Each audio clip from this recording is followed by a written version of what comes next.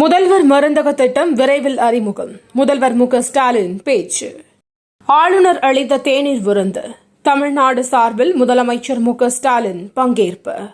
பட்டியலின சமூகத்தினர் எங்களுக்கு ஆதரவு கொடுத்தால் பட்டியலினத்திலிருந்து ஒருவரை முதல்வராக்குவோம். அன்புமணி ராமதாஸ் உறுதி.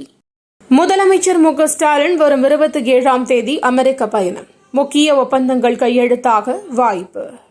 வயநாடு நிலச்சரிவு. சென்னை உயர்நீதிமன்ற நீதிபதிகள் சார்பில் 2,19,000 நன்கொடை. ஆம்னி பேருந்துகளுடைய புகார்கள் கடந்த ஆண்டை விட தற்போது குறைந்துள்ளது. அமைச்சர் சிவசங்கர் பேட்டி.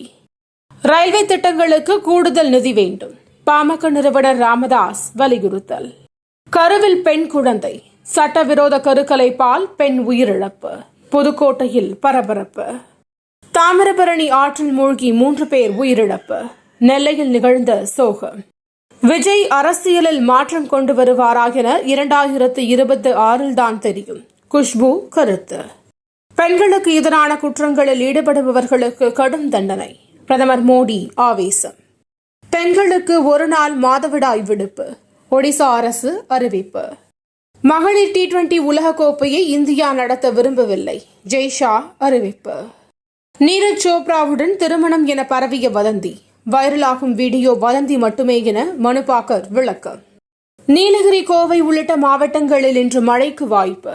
வானிலை மையம் தகவல். தினம் தினம் நடக்கும் முக்கிய நிகழ்வுகளை சுருக்கமாகவும் தெளிவாகவும் தலைப்புச் செய்திகள் வழியே அறிந்து கொள்ள QLN நியூஸ் சேனலை சப்ஸ்கிரைப் செய்யவும்.